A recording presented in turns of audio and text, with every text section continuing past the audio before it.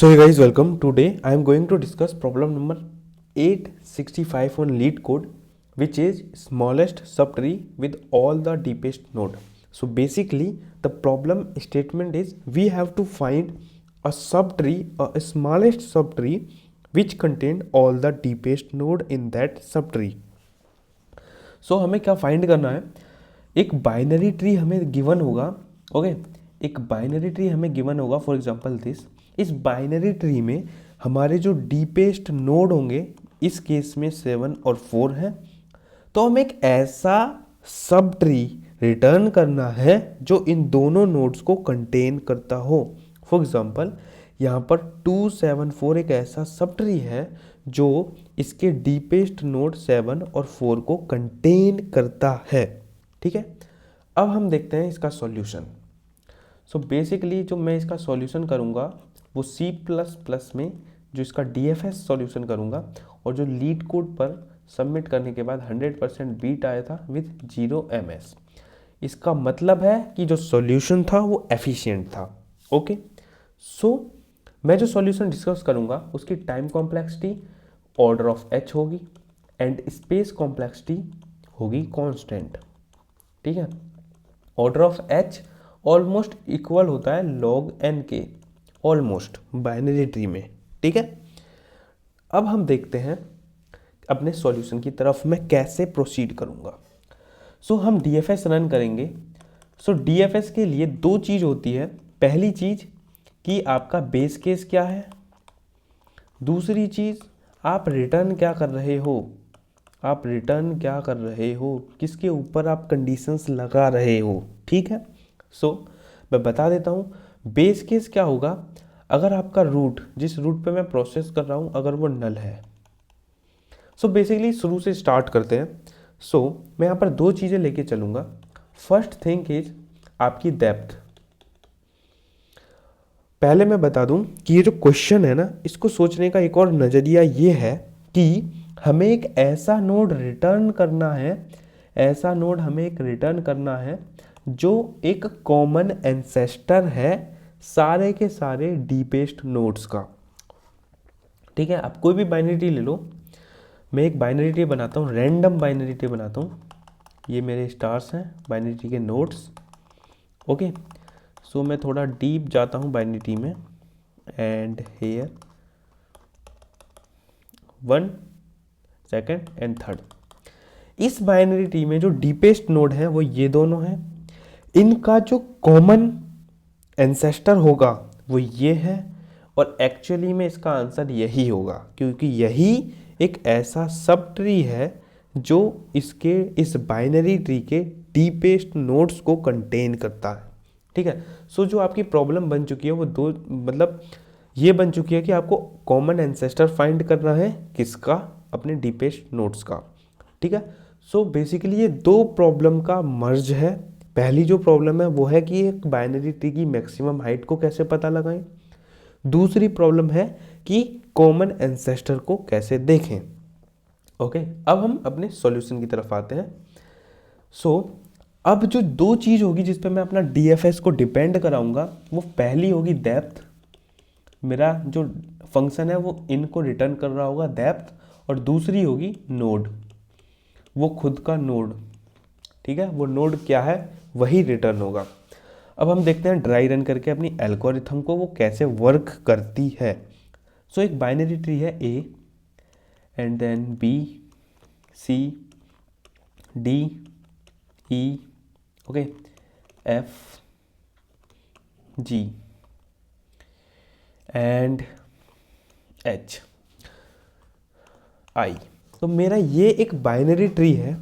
इस binary tree का अब हम देखते हैं अपनी एल्गोरिथम कैसे वर्क करेगी. ठीक है, सबसे पहले मैं एक काउंट वेरिएबल को लूँगा जो मेरी इनकी डेप्थ को काउंट करेगा. फॉर एग्जांपल मेरा फंक्शन अभी यहाँ पर है, तो उस काउंट को इनिशियलाइज कर दूंगा 0. जैसे जैसे मैं फंक्शन के अंदर रिकर्जन के अंदर डीप जाऊंगा, काउंट की वैल्यू को इंक्रीमेंट कर दूंगा बाई 1. तो बाई मतलब एल्गोरिथम के अकॉर्डिंग यहाँ पर B के पास काउंट की वैल्यू 1 होगी, C के पास काउंट की वैल्यू 1 होगी, D के पास काउंट की वैल्यू 2 होगी, E के पास भी 2 होगी, I के पास भी 2 होगी, F के साथ 3 होगी, G के पास 3 होगी एंड H के पास 3 होगी, राइट।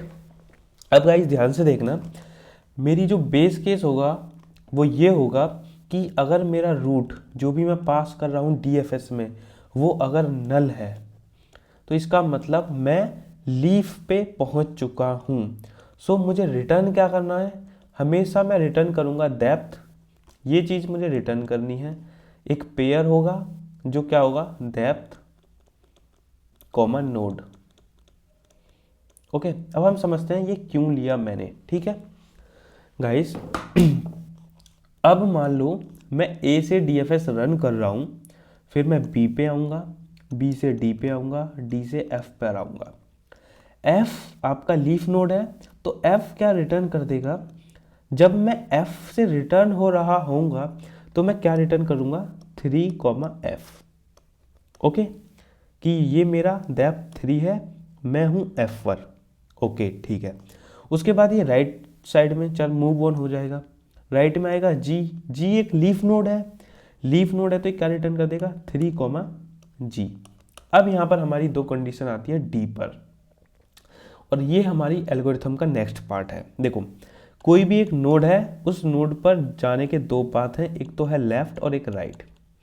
जब फंक्शन यहाँ से वापस आ रहा होगा, जब यहाँ से फंक्शन वापस आ रहा होगा तो ये दो चीज़ें साथ ला रहा होगा।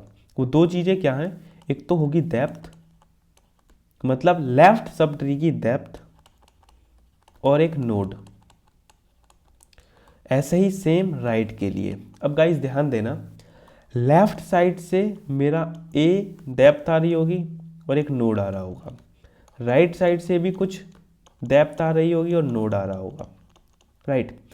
अब अगर लेफ्ट साइड से जो डेप्थ आ रही है और राइट साइड से जो डेप्थ आ रही है, अगर वो इक्वल है, अगर मेरा A और B इक्वल है, सो मुझे उस नोड को क्या रिटर्न करना है, मतलब जिस नोड पे मैं खड़ा हूँ ना, उस नोड से मुझे क्या रिटर्न करना है।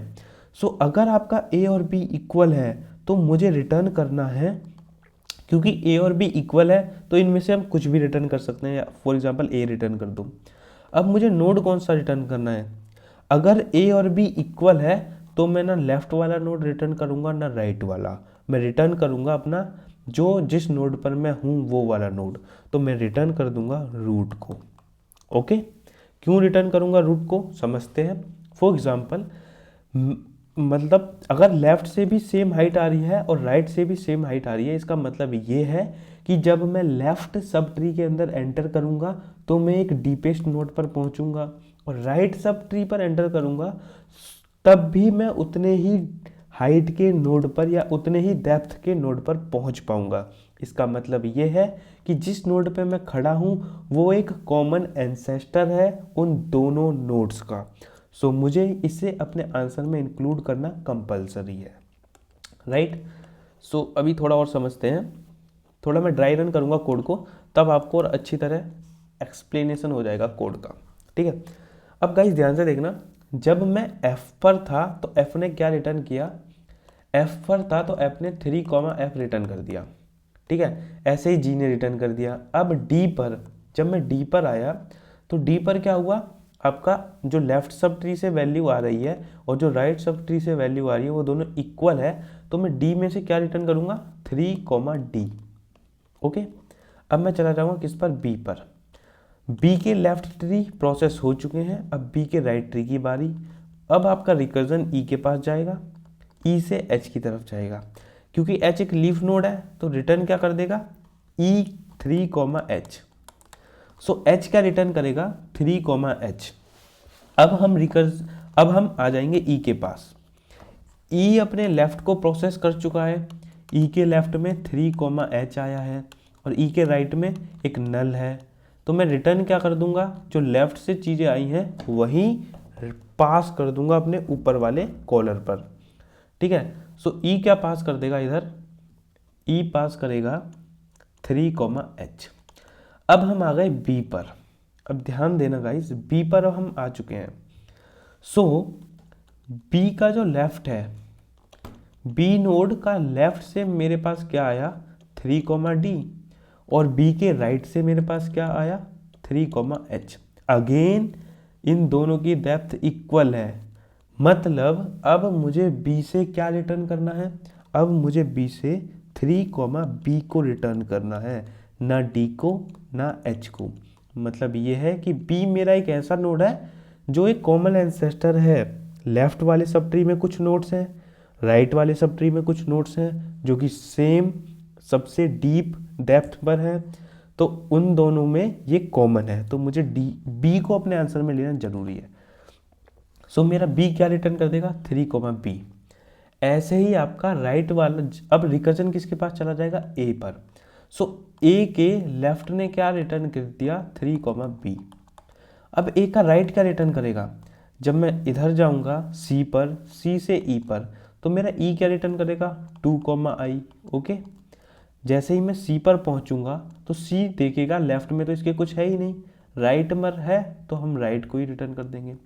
तो सी क्या रिटर्न करेगा 2, जब ए देखेगा कि ए के राइट पर क्या आया है 2, सो ए के लेफ्ट पर 3, और ए के राइट पर 2, इन दोनों में से ग्रेटर कौन है 3 इज ग्रेटर देन 2। सो मैं अपने आंसर में क्या रिटर्न कर दूंगा, अब मेरा जो ए है वो क्या रिटर्न कर देगा 3, सो जो फंक्शन मैं कॉल करूंगा वो क्या रिटर्न कर देना। तो मतलब ये आपका रूट नोड था हेड, ठीक है, ये हेड था। मान लो मैंने मेन से अपने फंक्शन को कॉल किया था, सो मेरे आंसर में क्या आ जाएगा 3 और b। लेकिन मुझे क्या रिटर्न करना है, मुझे केवल नोड रिटर्न करना है, डेप्थ रिटर्न नहीं करनी है, तो मैं इस b को अपने आंसर में, फाइनल आंसर में रिटर्न कर दूंगा। सो ये होने वाली है एल्गोरिथम। अब इसका हम देख लेते हैं कोड कैसे होगा। स्टार्ट करते हैं। ये मेरा जो कोड सबमिट कर रखा था वो था, तो इसे पहले मैं रीसेट करता हूँ एंड हम दोबारा कोड करेंगे। तो सबसे पहले मुझे क्या करना है, काउंट नाम का वेरिएबल बनाना है जो आपका डेप्थ को काउंट करेगा c0 c एंड c को इनिशियलाइज कर देते हैं 0। अब मुझे एक रिकर्सिव फंक्शन बनाना है। फंक्शन बनाने के लिए हमें फंक्शन पेयर को रिटर्न करेगा, ठीक है। सो एक फंक्शन पेयर को रिटर्न करेगा इंट ट्री नोड स्टार, ठीक है। ये जो पेयर है ना, इसको मैं बार बार लिखने से बच सकता हूँ अगर मैं यहाँ पर एक टाइप डिफाइन लगा दूँ, typedef pair of int tree node star pr। इसका मतलब है कि मैं अब इस बड़े से सिंटैक्स की जगह मैं केवल pr को यूज कर सकता हूँ। तो यहाँ पर मैं pr को रिटर्न करूँगा। pr एक रेफरेंस है जो इसको पॉइंट कर रहा है, ठीक है। फंक्शन क्या होगा pr, फंक्शन का नाम है देते हैं dfs, ओके। फंक्शन क्या लेगा, आपका केवल और केवल ट्री नोड, मतलब आपका रूट का नोड लेगा, रूट, ओके डन। अब हमें बेस केस डिफाइन करना होगा कि इफ़ अगर आपका रूट नल है, यानी इसका रूट नहीं है, तो रिटर्न कर दो काउंट, यानी c रूट, ओके, कोई दिक्कत नहीं है। अब हमें क्या करना है, सबसे पहले अपने लेफ़्ट को प्रोसेस करना है, राइट को प्रोसेस करना है। जब मेरा ट्री लेफ़्ट में जाएगा तो मेरी c की वैल्यू एक बढ़ जाएगी, उसके बाद इंट a, मतलब सॉरी, दो चीज़ें होंगी, एक तो वैल्यू आ रही होगी, दूसरा आपका एक टेम्प यानी एक नोड आ रहा होगा। सो जो इंटीजर वैल्यू आएगी वो a में स्टोर हो जाएगी और जो आपका नोड आएगा वो टेम्प में स्टोर हो जाएगा, ओके। अब मैं अपने फंक्शन को रिकर्सिव कॉल करता हूँ dfs, ये क्या होगा रूट का लेफ्ट, एंड सेम मैं करता हूँ b with temp 1 and right के लिए, ओके। होगा क्या, लेफ्ट सब ट्री को सॉल्व करेगा, उसकी काउंट की वैल्यू को a में स्टोर कर देगा, एंड उसका जो रूट होगा, मतलब जो भी नोड उधर से आ रहा होगा उसे टेम्प में स्टोर कर देगा, ठीक है। क्योंकि हम ग्लोबल c यूज कर रहे हैं तो मैं यहाँ पर c की वैल्यू को जो मैंने इंक्रीमेंट किया था उसे अब डिक्रीमेंट कर दूंगा, ओके। अब हमें क्या रिटर्न करना है, a और b की value. If a equals b, अगर मेरी a और b की वैल्यू इक्वल्स है सो मैं रिटर्न क्या करूँगा, ए कॉमा रूट, मैं रूट को ही रिटर्न कर दूंगा। याद है, अगर लेफ्ट सब ट्री और राइट सब ट्री की वैल्यू इक्वल है सो मैं रिटर्न करूंगा अपने करंट नोड की वैल्यू को। ठीक है, अगर ऐसा नहीं है तो अगर ए बड़ा है बी से तब मैं क्या रिटर्न करूंगा, तब मैं रिटर्न करूंगा ए कॉमा टेम्प जो मेरा ए से के साथ आ रहा था, वरना मैं क्या रिटर्न कर दूंगा, बी कॉमा जो बी के साथ आ रहा था। राइट, हमारा काम हो चुका है।